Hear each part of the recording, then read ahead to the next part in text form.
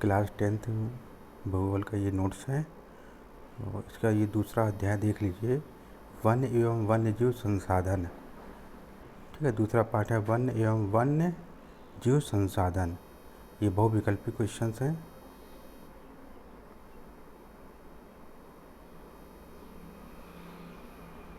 तो पहला क्वेश्चन है, देख लीजिए आप। पहला क्वेश्चन, ये चिपको आंदोलन का संबंध है। चिपको आंदोलन का क्या उद्देश्य है? चिपको आंदोलन का क्या उद्देश्य है? पहला क्वेश्चन सही है। तो इसमें 4 विकल्प दिया गया है, नंबर 1, नंबर 2, नंबर 3, नंबर 4। इनमें से जो है पहला वाला ये सही होगा। चिपको आंदोलन का संबंध है, हिमालय क्षेत्र में महिला वृक्षों से चिपक कर उसकी रक्षा करती थी। ये कई बार क्वेश्चन आ चुका है एग्ज़ाम में, क्लास 10th के बोर्ड के एग्ज़ाम में। तो आगे देख लेते हैं, दूसरा क्वेश्चन देख लीजिए। दूसरा क्वेश्चन, चीता को भारत में कब लुप्त प्राय घोषित किया गया? चीता को भारत में कब लुप्त प्राय घोषित किया गया है? तो ये 1952 में ये किया गया है। 1952 है को लुप्त प्राय घोषित किया गया। तो अगला क्वेश्चन देख लेते हैं। ये है, विश्व की समस्त जैव उपजातियों की कितनी प्रतिशत जनसंख्या भारत में पाई जाती है? तो लगभग देख लीजिए 8%, लगभग 16 लाख। ठीक है, 8% है, लगभग 16 लाख पाई जाती है। 4 विकल्प दिया हुआ है, 4 में पहला इसमें सही है। तो अगला देख लेते हैं, ये चौथा क्वेश्चन है, निम्न में से कौन सुभेद प्रजातियाँ हैं? तो देख लेते हैं अगले। तो सुभेद प्रजातियाँ जो है इसमें डॉल्फिन है। और अगला देख लेते हैं, चिपको आंदोलन संबंधित है वन संरक्षण से, वन अर्थात वृक्षों की सुरक्षा के लिए चिपको आंदोलन संबंधित है। तो अगला क्वेश्चन देख लेते हैं। तो भारत सरकार ने बाघ परियोजना कब शुरू किया है? तो 4 विकल्प दिया है, पहला, दूसरा, तीसरा, चौथा। इनमें से तीसरा विकल्प सही है। बाघ परियोजना, ये तीसरा विकल्प इसमें सही है, 1973 में। तो अगला क्वेश्चन देख लेते हैं, निम्न में से कौन सी जाति लुप्त होने की कगार पर है? लुप्त होने की कगार पर, काला हिरन जो है लुप्त होने की कगार पर है। 4 विकल्प दिया है, पहले में चीता है, दूसरे में काला हिरन है, तीसरे में डॉल्फिन है, चौथे में इनमें से कोई नहीं भी, बल्कि ये काला हिरन है। काला हिरण। तो अगला क्वेश्चन देख लेते हैं, भारत का सबसे पहले जैव आरक्षित क्षेत्र कौन सा है? भारत का सबसे पहले जैव आरक्षित क्षेत्र नीलगिरी है। और अगला क्वेश्चन देख लेते हैं, कौन सा वृक्ष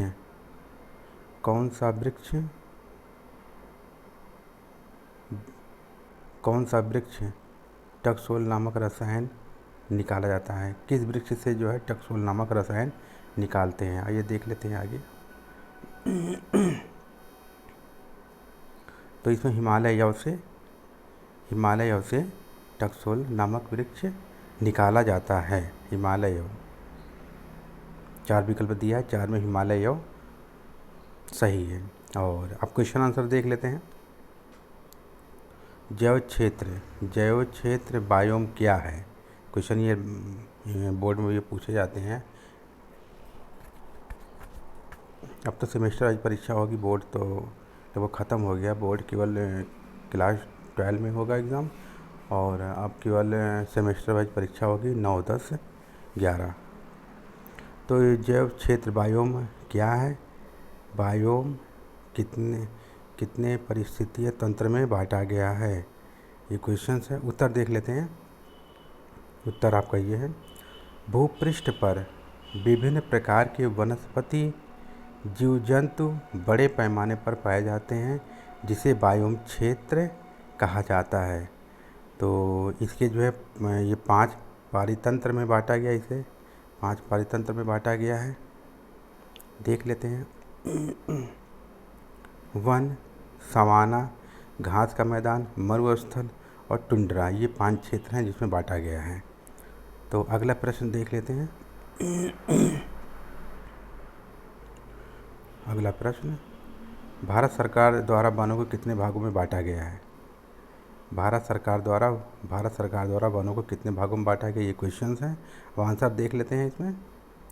आंसर, भारत सरकार द्वारा वनों को 3 भागों में बांटा गया है। तो पहला है रक्षित है, और पहला देखिए रक्षित क्षेत्र। इन वनों को नष्ट होने से बचाने के लिए सरकार द्वारा सुरक्षा प्रदान की जाती है।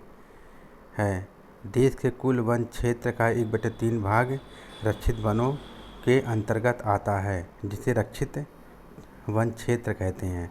और दूसरा इसमें है आरक्षित क्षेत्र। दूसरा आरक्षित क्षेत्र। तो आरक्षित क्षेत्र देख लेते हैं। दूसरा, इन वनों को राज्य या केंद्र सरकार द्वारा पूर्ण संरक्षण प्रदान करती है। यहाँ पर लोगों को कटाई तथा शिकार पर पूरी तरह से सरकार द्वारा रोक लगी होती है। भारत में आधे से अधिक वन को आरक्षित क्षेत्र घोषित किया गया है, जिसे आरक्षित क्षेत्र कहते हैं। अगला देख लेते हैं अवर्गीकृत क्षेत्र। तो अवर्गीकृत क्षेत्र में क्या आते हैं? ऐसे सभी वन जो रक्षित तथा आरक्षित श्रेणी में नहीं आते हैं और बंजर भूमि सरकार, व्यक्ति और समुदायों के स्वामित्व में होता है, जिसे अवर्गीकृत क्षेत्र कहा जाता है। एग्ज़ाम में क्वेश्चन पूछे जाते हैं। तो अगला क्वेश्चन देख लेते हैं हिमालय यव। हिमालय यव ये भी महत्वपूर्ण है। और हिमालय यव के बारे में बताएं, ये क्वेश्चंस हैं। हिमालय यव के बारे में बताएं। तो ये आंसर देख लीजिए। हिमालय यव एक औषधि पौधा है जो हिमाचल प्रदेश तथा अरुणाचल प्रदेश में पाया जाता है। इसके पेड़ की छाल, पत्तियां, टहनियाँ आदि जड़ों से टक्सोल नामक रसायन निकाला जाता है तथा इससे कैंसर का उपचार किया जाता है। तो ये हो गया हिमालय यव के बारे में। और अगला क्वेश्चन देख लेते हैं। वन से प्रत्यक्ष तथा अप्रत्यक्ष लाभ क्या है? वन से प्रत्यक्ष तथा अप्रत्यक्ष लाभ क्या है? और इसका उत्तर देख लीजिए आप। प्रत्यक्ष लाभ, वन से प्रत्यक्ष लाभ। वन किसी भी देश की बहुमूल्य प्राकृतिक धरोहर होती है। इन वनों से हमें निम्नलिखित प्रत्यक्ष लाभ हैं। तो आगे देखते हैं।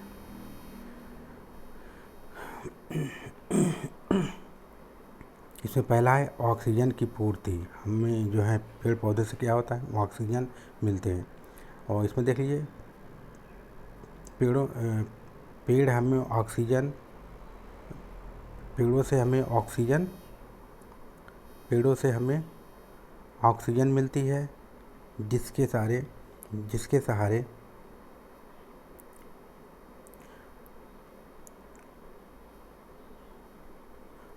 सहारे जीव जंतु जीवित रहते हैं तथा कार्बन डाइऑक्साइड गैस का उपभोग करते हैं। तो ये ऑक्सीजन की पूर्ति हो गई है। अब दूसरा देख लीजिए। दूसरा, उद्योगों हेतु कच्चा माल। वनों से हमें विभिन्न प्रकार की कच्ची वस्तुएं प्राप्त होती हैं।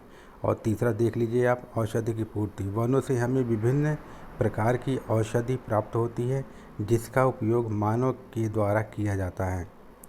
तो ये प्रत्यक्ष लाभ हो गया। और हम आते हैं अप्रत्यक्ष लाभ की ओर। तो अप्रत्यक्ष लाभ में देख लीजिए, वनों से हमें विभिन्न प्रकार के अप्रत्यक्ष लाभ भी मिलते हैं। जैसे भूमि कटाव पर रोक। वनों की वृक्षों की जड़ें होती हैं जो मिट्टी को जकड़े रहती हैं, जिस कारण मिट्टी का क्षरण नहीं हो पाता है। क्षरण माने कटाव नहीं हो पाता है। तो अगला देख लीजिए इसमें, बाढ़ नियंत्रण। वन जल की तीव्रता को रोकने का कार्य करते हैं, जिससे बाढ़ का नियंत्रण हो सके। तो इसमें अगला देख लीजिए, पर्यावरण संतुलन। वन हाँ, पर्यावरण संतुलन, इसमें पर्यावरण संतुलन को बनाने में महत्वपूर्ण भूमिका होती है तथा वन पर्यावरण को नियंत्रित करते हैं। तो ये प्रत्यक्ष और अप्रत्यक्ष लाभ हो गया है। और अगला क्वेश्चन देख लेते हैं। और राष्ट्रीय वन्यजीव अभ्यारण्य और राष्ट्रीय उद्यान में अंतर, ये क्वेश्चन बहुत पूछे जाते हैं एग्ज़ाम में। तो पहली तरफ देखिए वन्यजीव अभ्यारण्य, दूसरी तरफ है राष्ट्रीय उद्यान में अंतर। पहला देख लीजिए, इसमें यहाँ पर वन्य जीवों और प्राकृतिक वनस्पति के संरक्षण और वृद्धि के विशेष उपाय किए जाते हैं। और इसी राष्ट्रीय उद्यान में देख लीजिएगा, यहाँ पर वन्य प्राणियों को और वनस्पतियों को प्रकृति के सहारे छोड़ दिए जाते हैं। और दूसरा विकल्प, इनका क्षेत्रफल अधिक होता है। इधर दूसरा देख लीजिए, इनका क्षेत्रफल कम होता है। और अगला देख लीजिए, इसमें यह एक स्थान है जहाँ पर वन्य जीवों के संरक्षण के लिए साथ साथ उनकी संख्या बढ़ाने के लिए प्रकृति के सहारे छोड़ दिए जाते हैं। और तीसरा देख लीजिए, यहाँ पर इधर यह वह स्थान है जहाँ अन्य जीवों के साथ साथ प्राकृतिक वनस्पति प्राकृतिक सुंदरता का संरक्षण किया जाता है। ये तीन अंतर हैं, देख लीजिए। और अगला क्वेश्चन देख लेते हैं।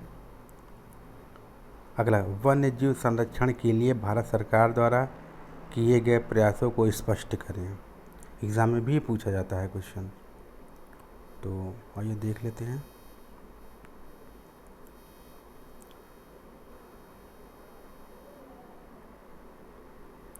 उत्तर देखते हैं। उत्तर, भारत सरकार द्वारा किए गए प्रयास। पहला देखिए, केंद्र सरकार व राज्य सरकार ने राष्ट्रीय उद्यान और वन्यजीव अभ्यारण्य स्थापित किया है। और दूसरा विकल्प देखिए, केंद्र सरकार ने कई परियोजनाओं की घोषणा की है जिनका उद्देश्य खतरे में पड़े कुछ विशेष वन्य प्राणियों की रक्षा हो सके। तीसरा देखिए, कुछ समय पहले भारतीय हाथी, काला हिरण, तेंदुआ आदि शिकार व्यापार पर संपूर्ण अथवा आंशिक प्रतिबंध लगाकर जीवों की रक्षा की है। और अगला देख लीजिए, चौथा, भारत सरकार ने परियोजनाओं के द्वारा अन्य जीव अधिनियम 1972 के द्वारा वन्य जीवों की सुरक्षा प्रदान की गई है। ये तो अगला क्वेश्चन देख लेते हैं, चिपको आंदोलन का उद्देश्य क्या है। क्वेश्चन ये भी आता है बहुत, चिपको आंदोलन का उद्देश्य क्या है। तो उत्तर देखिए, चिपको आंदोलन में हिमालय में वन कटाई को रोकने एवं सामुदायिक वनीकरण अभियान चलाने के लिए चमोली अर्थात उत्तराखंड राज्य में सुंदर लाल बहुगुणा द्वारा चलाया गया आंदोलन था, जिसे कहते हैं चिपको आंदोलन। तो अगला देख लेते हैं क्वेश्चन से, ये बहुत आता है एग्ज़ाम में। भारत में कुछ संकटग्रस्त वन जीवों की जाति के बारे में लिखें। संकटग्रस्त, तो उत्तर देख लीजिए।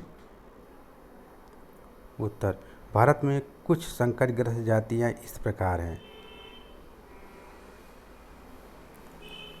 एग्ज़ाम में बहुत पूछे जाते हैं, ये एग्ज़ाम में बहुत पूछा जाता है।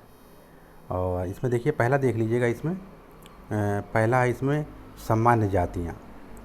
ऐसी जातियाँ जिनकी संख्या जीवित रहने के लिए सामान्य मानी जाती हैं, उसे सामान्य जातियाँ कहते हैं।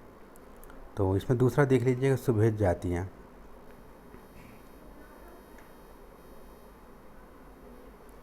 सुभेद जातियाँ, इनमें उन जातियों को शामिल किया जाता है जिनकी दिन प्रतिदिन संख्या कम होती जा रही है, और उसी तरह यदि इनकी संख्या कम होती रही तो यह जातियां संकटग्रस्त जातियों में शामिल हो जाएंगी, जैसे नीली भेड़, डॉल्फिन, एशियाई हाथी आदि। और अगला देख लेते हैं, तीसरा, संकटग्रस्त जातियां।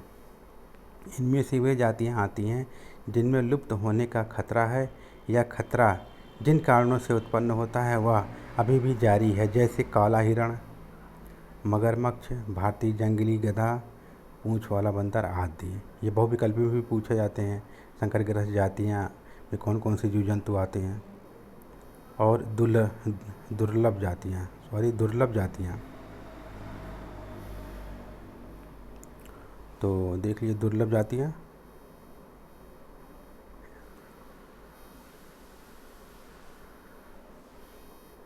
दुर्लभ जातियाँ देखिए, दुर्लभ जातियाँ वे जातियाँ हैं।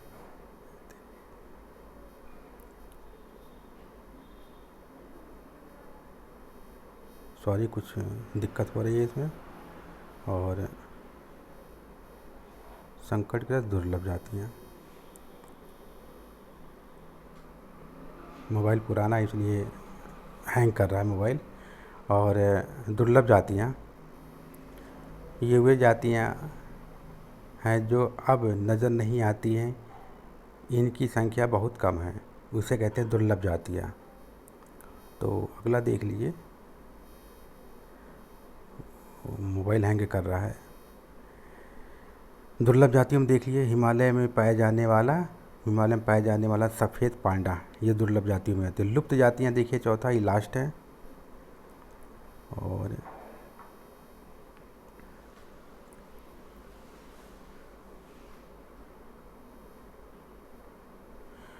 लुप्त जातियाँ, इनमें से उन जातियाँ शामिल किया गया है जो लुप्त हो चुकी हैं या लुप्त होने के कगार पे हैं, जैसे एशियाई चीता, गुलाबी सिर वाला बतख आदि।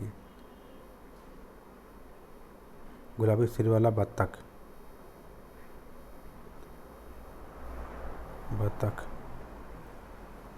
आदि।